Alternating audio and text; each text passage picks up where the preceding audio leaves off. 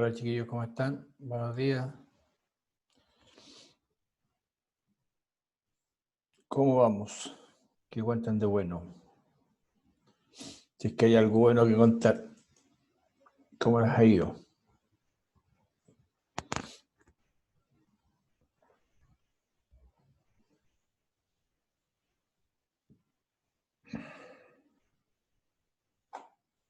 Qué bien.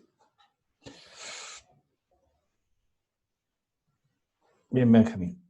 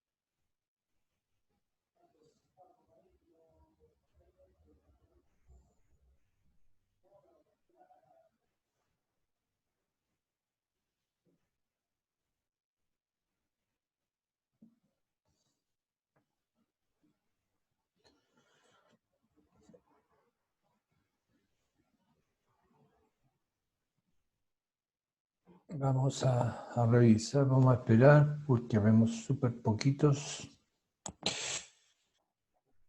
Les recuerdo, chicos, que están las guías. En las dos guías, en el caso de ustedes, están en la página del colegio. Les pido que cuando la respondan me la envíen contestada en la guía, no me envíen respuestas en los correos sin la guía, porque si hay errores para poder reenviárselas, la guía completa y revisen en la guía. Me he encontrado que algunos, no de ustedes, pero de otros cursos me han respondido, por ejemplo, si era de alternativa, me han dado las letras y ahí se arma un enredo que al final no. Después se los tengo que volver a pedir de nuevo porque no tiene valor para cuando tenga que entregar el respaldo a la jefe técnico. Así que traten de ir haciendo esa actividad, ya que eran para esta semana.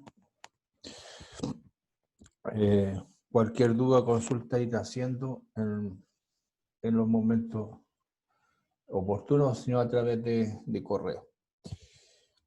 Bueno, chicos, vamos a comenzar con la clase de biología ya, porque ya hay bastante, ya ha pasado bastante tiempo. Vamos a contextualizar. Recordemos que lo que estamos entrando es a una unidad que empezamos a mirar la unidad de sexualidad. Y en ella lo que pretendíamos como gran objetivo es mirar los diferentes elementos de este concepto. Y quiero ser súper claro al principio para que no nos vayamos a confundir. Y lo dije, creo haberlo dicho la semana pasada, que sexualidad es un concepto súper amplio, que no solamente tiene que ver con un aparato reproductor, no solo tiene que ver con una relación sexual o un coito, no tiene que ver solamente con una fecundación, no solo tiene que ver con un posible embarazo y por ende un posible parto o la lactancia, sino que tiene que ver con muchos otros elementos. Tiene que ver con actitudes de vida, formas de vida, tiene que ver con conductas sociales, cómo me comporto frente a la sociedad, tiene que ver con el género, tiene que ver cómo yo vivo mi vida desde un punto de vista de la sexualidad. Es decir, son demasiados elementos. Entonces, ¿cómo vivo esa sexualidad en el día a día? como son mis conductas. Por lo tanto, es mucho más que ver sistemas, aparatos, funciones biológicas, etc. Por lo tanto, yo he optado por empezar por las funciones para que después analicemos todos esos fenómenos sociales, psicológicos, conducta, prevención, el riesgo, autocuidado que hay que tener siempre. Y no es un tema de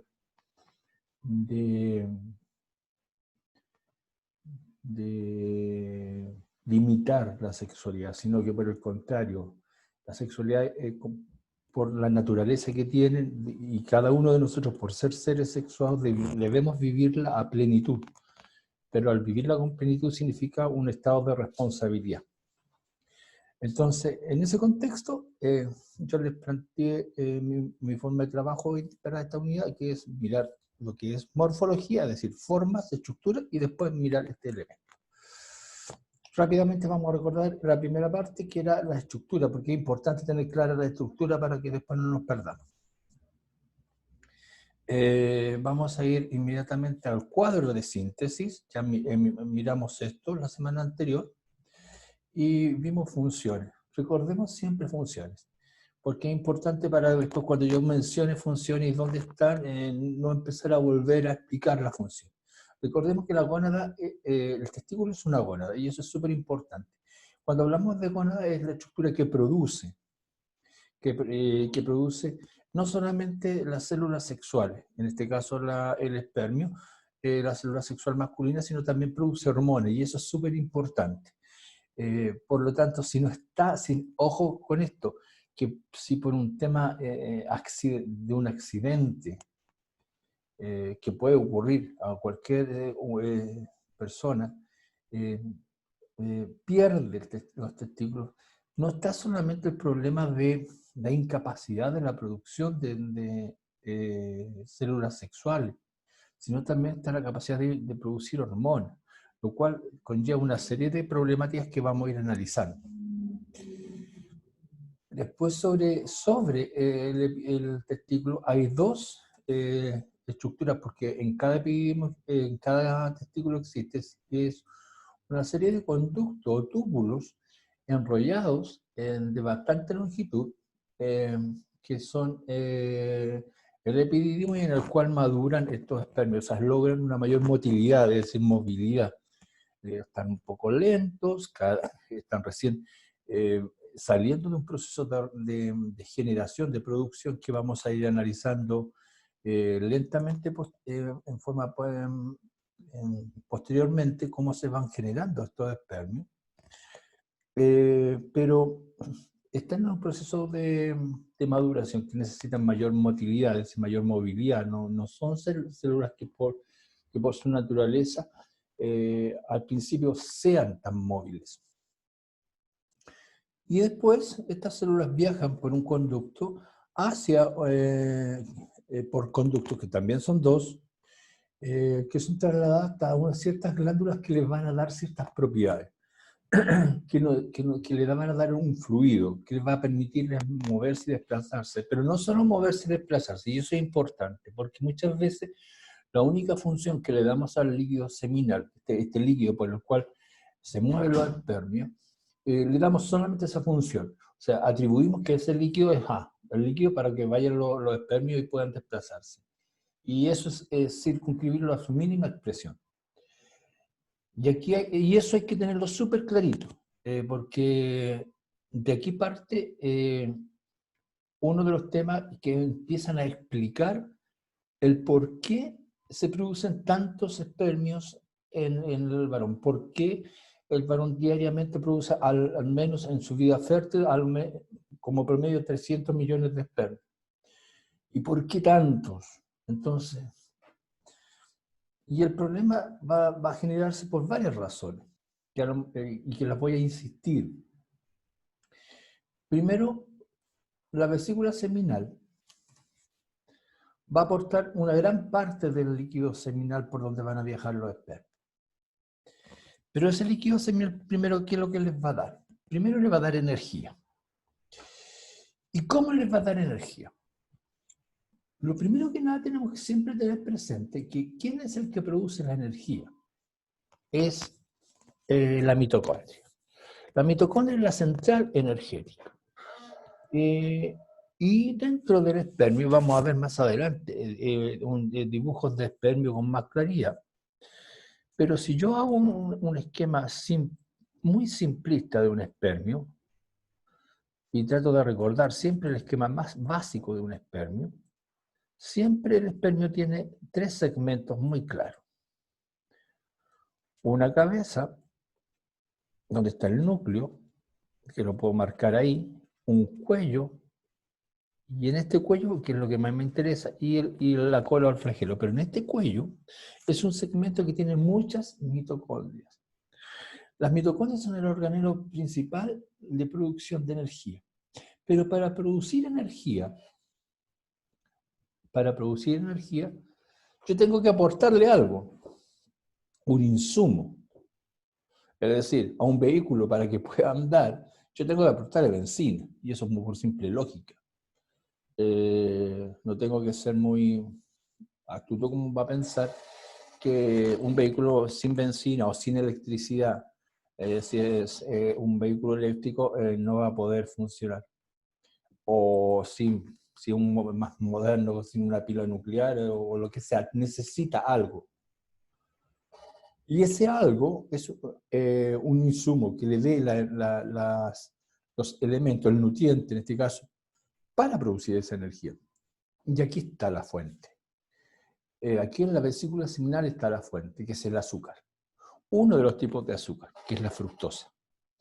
No es glucosa, que es la habitual. La glucosa, nosotros consumimos para producir energía en general. En el ser humano consumimos glucosa para producir energía en los alimentos.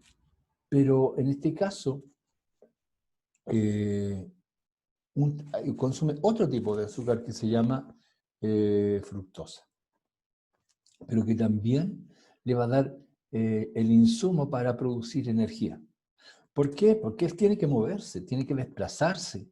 Es una célula, vamos a ver, que es muy pequeña, que tiene que recorrer un camino en proporción a su cuerpo, el tamaño de su cuerpo, que es bastante largo, para poder teóricamente fecundar. Entonces, es un camino, un trayecto largo que tiene muchos elementos adversos que vamos a ir analizando, cada elemento adverso que tiene. Entonces, debe tener mucha energía para ello.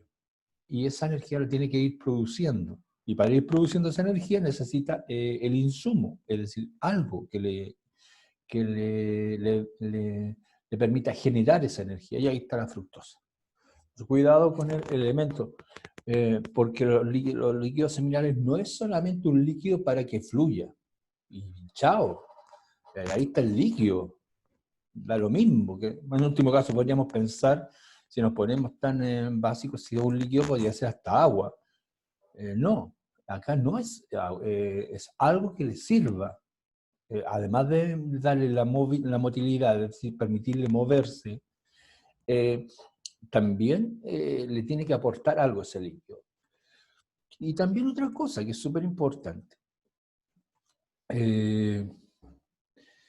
La segunda glándula va a aportar un tercio de ese líquido seminal, que es una glándula única, cuidado ahí, porque a veces lo confundimos, y que forma parte de este líquido seminal y que le da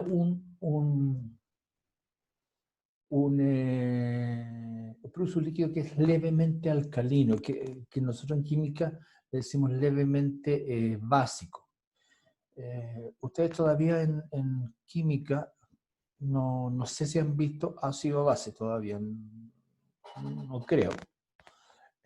Aunque es materia de segundo medio, no creo que hayan visto todavía ácido base. Pero los compuestos químicos se dividen generalmente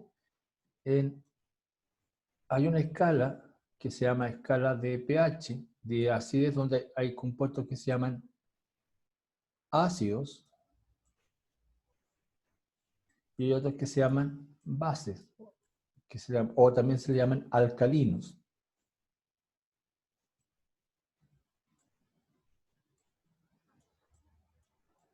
Y para eso hay una escala que va desde 0 o 1 hasta 14, siendo el valor neutro. Cuando decimos que, por ejemplo, decimos el jabón tiene pH neutro, es el valor 7.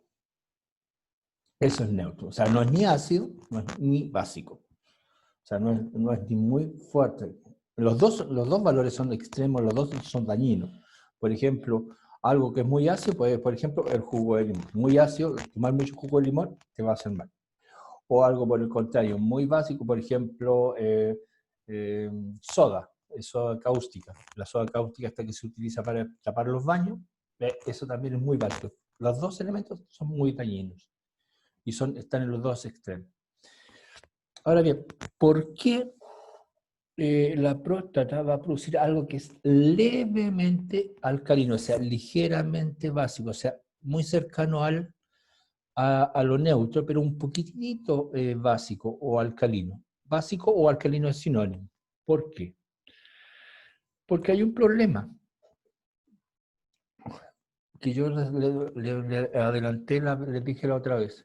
Por el mismo lugar por donde salen los espermios, sale la orina, el lugar que se llama la uretra. Y la orina es ácida. Por lo tanto, si mantiene esa acidez, los espermios mueren, porque los espermios están acostumbrados a un ambiente básico o alcalino. Si yo tengo unos espermios que están acostumbrados a vivir en un ambiente básico alcalino y los paso bruscamente a un ambiente ácido, se van a morir todos. Entonces, por eso yo tengo que ir preparando un líquido que sea alcalino, o sea, básico, para que vaya como neutralizando esa uretra por donde sale la orina, que es leve, es ácida. Y así los espermios logran sortear ese elemento que es una barrera, es algo que tienen que combatir. De hecho, van a morir muchos ahí por ese tema, porque más de alguna área va a quedar un poco ácida y igual van a morir algunos por ese efecto de que la orina es muy es ácida. Entonces, para eso son importantes estos líquidos. Los líquidos no están porque sí. Porque si no, lo produciría una sola glándula. Y podría ser solamente, como yo les decía al principio, solamente agua. O sea, tienen una función. Además, otra cosa, como es alcalino, y es como justo, el espermio está en su justo medio, le aumenta la motilidad, es decir, empiezan a moverse como locos, porque están en su medio. No están en un medio adverso, están en un medio favorable para ellos. Como están en un medio favorable, ellos se están moviendo felices y contentos, o sea, mueven su flagelo y están en su mejor espacio. Entonces, pero yo tengo que reforzar eso, porque como sabemos que por la uretra sale la orina y es ácida, entonces tengo que reforzar eso, tengo que anular eso. ¿Y cómo? Con la glándula bulbouretral. Vamos a ponerlo acá. La glándula bulbouretral, que son dos, van a producir un líquido, una parte del líquido seminal, pero van a producir un líquido que va a ser un poquito más viscoso, más denso, que va a ser como un lubricante, pero también va a ser alcalino. Es decir, también va a ser un poquito básico, por lo mismo, porque tiene que ir lubricando, hacer más fácil la pasada del líquido, de los espermios por la uretra y regular esa acidez que ha dejado la orina. Y así evitar que mueran tantos espermas. Porque, claro, digamos, la producción son 300 millones como promedio, pero no todos los hombres producen esa cantidad. No todos los hombres producimos esa cantidad. Las cantidades van variando y eso vamos a ir mirando. Hay unos que producen menos, otros producen un poquito más, y así va variando. Pero esa es una gran limitante. En todos estos caminos, en todos estos trayectos que va pasando el espermio, va generándose una gran muerte de espermio. Por eso la gran cantidad. Y después está el órgano copulador, que es el pene, por donde sale el líquido seminal, es eyagulado, o sea, eliminado. La eyaculación es una eliminación de líquido seminal y espermios.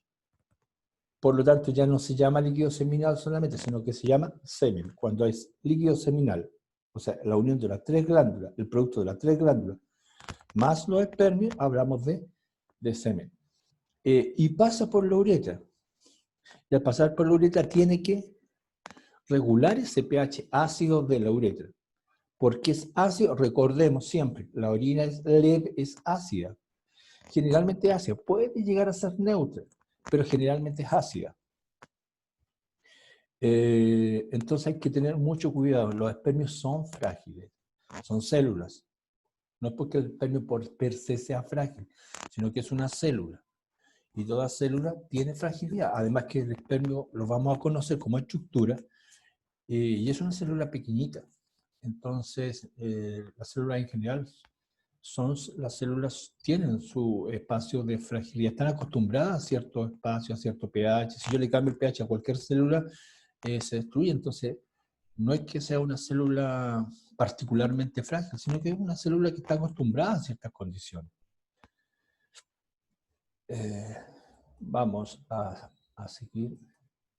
Entonces, eso lo quería repasar, resaltar, para que después lo mismo vamos a hacer con el sistema reproductor femenino, porque hay ciertas cosas que siempre hay que aclararlas, porque si no queda como que simple. Este ejercicio lo vimos la semana anterior, si mal no recuerdo. Hágame dedito si no lo vimos. Lo vimos, ¿no es cierto?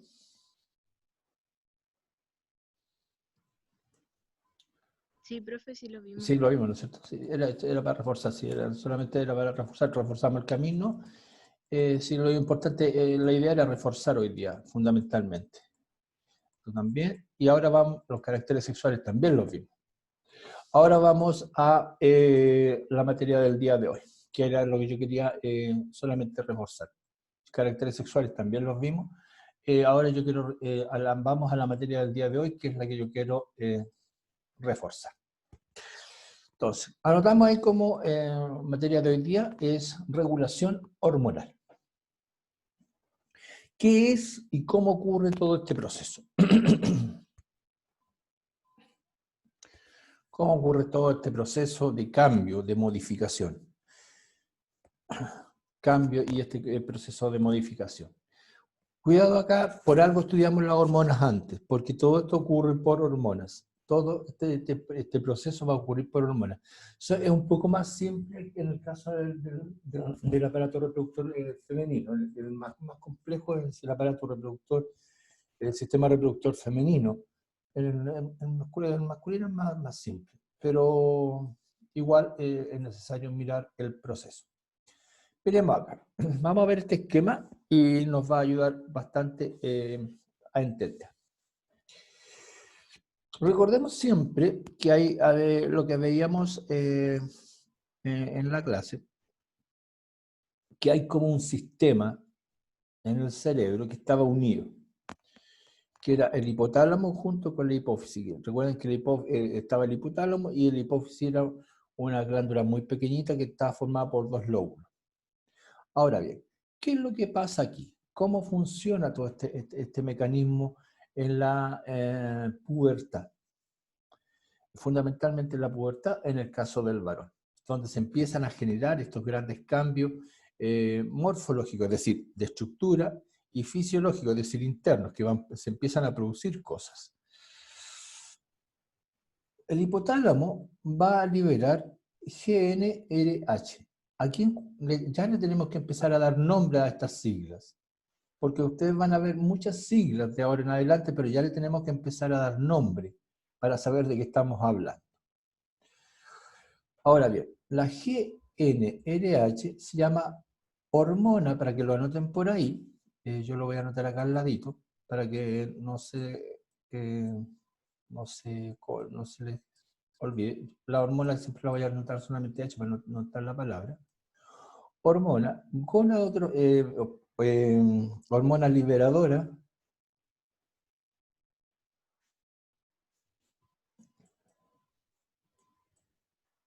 liberadora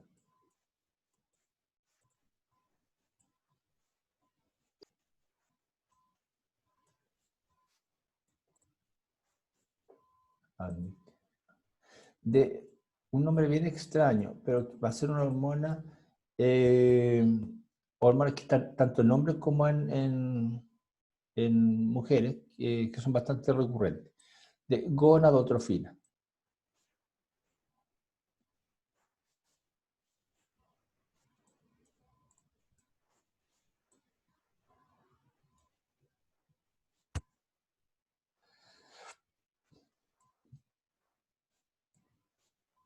En algunos textos aparece como gonadotrofina, en otros textos aparece como gonadotropina. Entonces, hormona liberadora de gonadotropina. ¿Qué es lo que hace el hipotálamo? Entonces, ¿qué es lo que hace? Le envía un estímulo a la hipófisis. ¿A qué lado de la hipófisis? A la hipófisis que se llama anterior. Y si ustedes se recuerdan, la hipófisis o lóbulo anterior se llamaba adenohipófisis.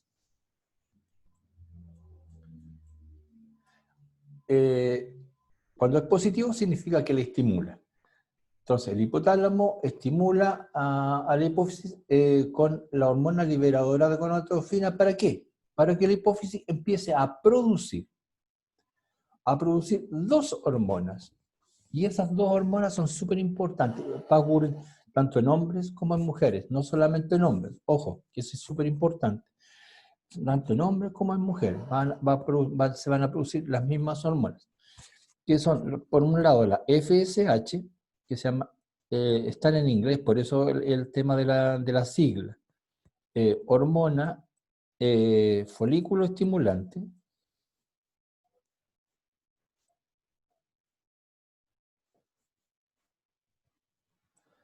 folículo estimulante,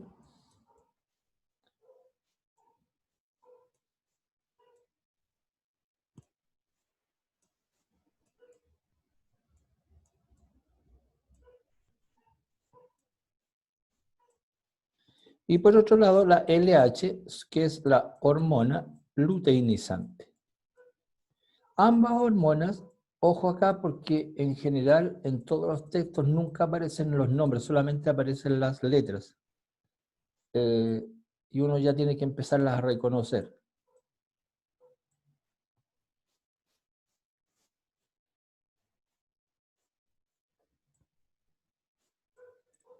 Entonces, para que la anoten en su cuaderno. Entonces, ¿qué es lo que pasa? Entonces, el hipotálamo llega a una determinada edad, empieza a estimularse. Ojo acá, que todo funciona hipotalámicamente, por eso.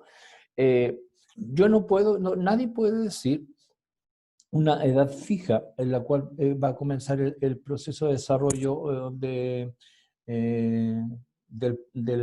niño a el periodo prepuberal o puberal, cuando el niño empieza a pasar a desarrollar sus gónadas, a desarrollar sus caracteres sexuales primarios y secundarios. Por eso hay un rango de edad que puede ser de los menos de entre los 10, 11, 14, hasta 14 o más. Es un rango de edad, porque eso va a depender de cómo se active el hipotálamo.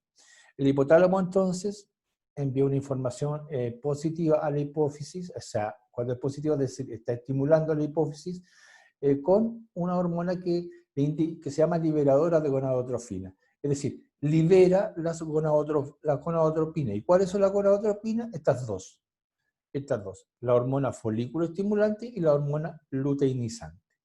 ¿Qué van a hacer estas dos hormonas? Van a ir a estimular a una gónada, que es el testículo, para que ella comience a producir la hormona propia del sexo masculino, que es la testosterona. Ahora bien, cuando se empieza a producir la testosterona, ella envía una información a la hipófisis y al hipotálamo para que dejen de producir la hormona liberadora de gonadotrofina y la hormona folículo estimulante y la hormona luteinizante. Por eso aparece el signo negativo. ¿Por qué? Porque ya producida la testosterona, esta hormona es la que se va a encargar de todo lo demás. Es decir, de seguir produciendo el vello, de seguir, en el caso de los varones, de seguir aumentando la talla corporal, del cambio de voz, es decir, que aumenta el volumen laringeal, de la laringe, del desarrollo de los espermios, de todo lo que involucra el desarrollo de los caracteres sexuales primarios y secundarios, es decir, de todo lo que tiene que ver con la sexualidad. Se va a encargar esta hormona solamente. Pero para que esta hormona aparezca en la pubertad, debe activarse la hormona, el hipotálamo con la hormona liberadora de gonadotrofina, y ella debe, a su vez, estimular a la hipófisis para que se produzcan las dos gonadotropinas, que son, por un lado, la hormona folículo estimulante y por otro lado, la hormona luteinizante. Cuidado acá, que este sistema funciona tanto para hombres como para mujeres, la parte de arriba. La diferencia va a estar en el tipo de hormona que se va a producir al final, porque el testículo va a producir una y después la gónada femenina va a producir otras, y ahí va a estar la diferencia. Pero el sistema inicial va a ser el mismo. Entonces va a ser recordemos esto, va a ser un feedback negativo, es decir, cuando ya se produce la testosterona, ya no son necesarias en las otras hormonas superiores. Entonces, ese es el sistema de regulación hormonal que se produce. Anoten bien los nombres, por favor, porque de aquí en adelante, en cualquier texto que aparezca, cuando revisen nuevamente esta materia más profundo, la vienen a ver de nuevo por ahí por un tercero, bueno, no, ahora no, pero ahora que cambiaron los programas no, pero después cuando les preguntan en una prueba de evaluación de sistema, van a ver que van a aparecer solamente las letras y no van a aparecer más los nombres. Entonces, hormona liberadora de gonadotrofina, que estimula la hipófisis, ojo, que es hipófisis anterior, y recordemos que la hipófisis anterior se llama adeno.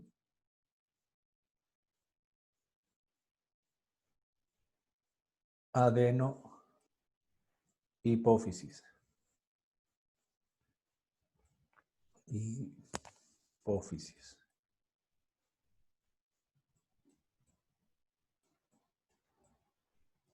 Entonces, ese es el mecanismo, cómo se activa esto. Y como es una acción del hipotálamo, no podemos dar una fecha exacta cuándo va a comenzar. No podemos decir que la pubertad va a comenzar en este niño a los 10, o que va a comenzar a los 12, o que va a comenzar a los 14. O sea, el proceso de transformación va a ir variando y su rapidez también va a depender de las cantidades de hormonas que se vayan produciendo.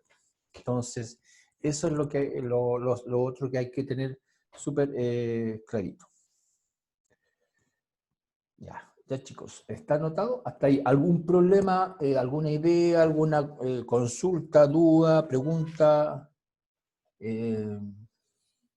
No sé, cualquier cosa que no esté como creyendo.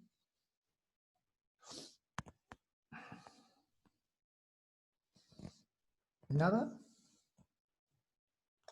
¿Algo extraño? ¿Algo que no calce? ¿Algo que quisieran preguntar? ¿Algo que les llame la atención? ¿Qué pasa si ahí hay algo extraño?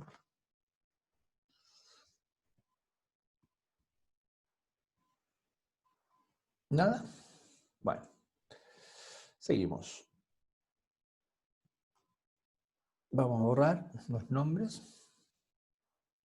Continuamos. Ahora bien, solamente vamos a colocar los nombres, que el hipotálamo es una estructura nerviosa, que la hipófisis es la glándula principal de hormonas, que la gónada es el testículo es una gónada que produce hormonas y gametos, solamente para para enfatizar, y que la testosterona es una hormona masculina. Cuidado, que es hormona masculina. Por lo tanto, solo esta es producida en hombres. Por lo tanto, si si hay una alteración hormonal, yo lo único que debo hacer es agregarla exógenamente en algunos casos. Ya. Miremos algo de testículo, muy vago, muy general.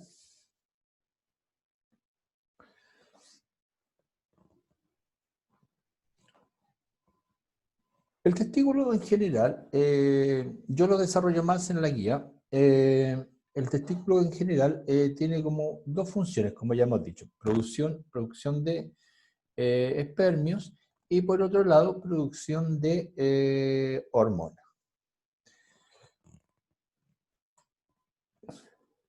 El testículo en su interior está formado por una serie de células en las cuales se va a producir este espermio. Ahora bien, ¿qué es lo importante de esta serie de células que se van a producir en los llamados túbulos seminíferos, que están dentro de del testículo? ¿Qué es lo relevante de esta célula que se tiene que producir?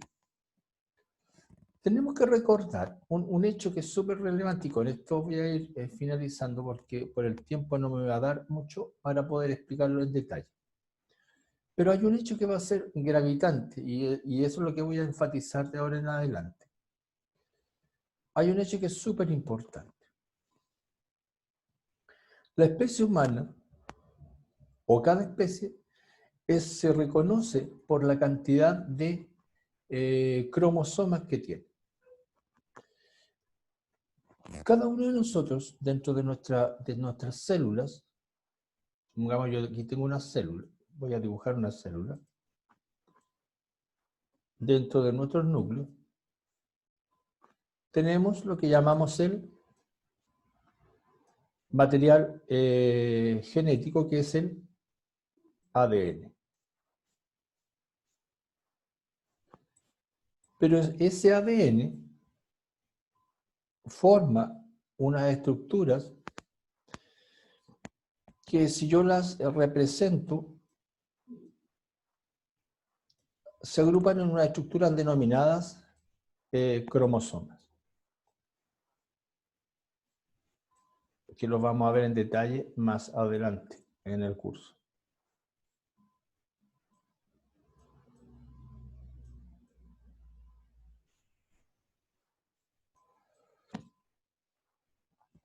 La cantidad de cromosomas es característico de cada especie, es decir, si una especie tiene 28 cromosomas, yo puedo decir representa a tal organismo. Si una especie tiene 9 cromosomas, representa a tal individuo. Si una especie tiene 58 cromosomas, representa a tal individuo. Si una especie tiene 96 cromosomas, representa a tal individuo. Sí. Así como la huella dactilar me permite, la huella que tenemos en nuestros deditos, nos permite diferenciar entre personas, también la forma de diferenciar entre las diferentes especies que hay en la naturaleza es la cantidad de cromosomas. Pues bien, el ser humano tiene una cantidad de cromosomas que es equivalente a 46. 46 cromosomas. Por lo tanto, todas las células del cuerpo, que llamamos células somáticas, o sea, las que forman mi pelo, las que forman mi corazón, las que forman mi piel, todas esas células, cada una de ellas tiene 46 cromosomas, porque son propias del ser humano. Pero las únicas células que no tienen 46 cromosomas son las células que forman las células que llamamos sexuales. Las células sexuales tienen la mitad de cromosomas, vale decir, tienen 23. ¿Y por qué razón? Por una razón muy simple y lógica. Porque esas células se supone que están preparadas para unirse con otra célula del sexo complementario, en este caso si es espermio, unirse con con una célula femenina, que en este caso sería un óvulo, que también tendría 23, y al unirse las dos, generarían una especie humana nueva, que tendría el total que serían 46. Por lo tanto, aquí, en este testículo, lo que se va a generar en este lugar y en este espacio es un proceso de generación de células sexuales que va a tener la mitad del material cromosómico. Y esto se llama espermatogénesis, que es el proceso de formación de espermio que contiene la mitad del material cromosómico que tiene la especie humana, es decir, 23 cromosomas. Entonces, por respeto al tiempo, nosotros la próxima semana vamos a comenzar a mirar cómo se produce el proceso de transformación de una célula común, inicial, que tiene los 46 cromosomas, hasta generar un espermio con toda esta estructura con flagelo y cola, es una célula redondeada con 46, hasta transformarse en una célula con cabeza, cuello y cola, que solamente en su núcleo va a tener 23 cromosomas y que es la célula que está apta para transformarse en una célula que puede fecundar y que se prepara dentro de este órgano que llamamos, o gónada que llamamos el testículo. Ese es el proceso que vamos a analizar la próxima semana con ustedes. Bueno, chicos, eso sería lo que hemos visto. Les pido que vayan revisando sus actividades tanto de física como de biología que están en la página del colegio. Traten de enviarla lo antes posible. Insisto, si hay errores yo se las voy a devolver.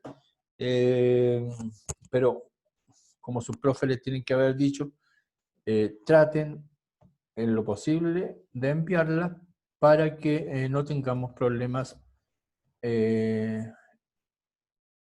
para que ustedes no tengan problemas en el fondo, a fin del periodo, porque después ya se les van a empezar a juntar con la próxima actividad que le empiecen a mandar sus demás profes, etcétera, etcétera.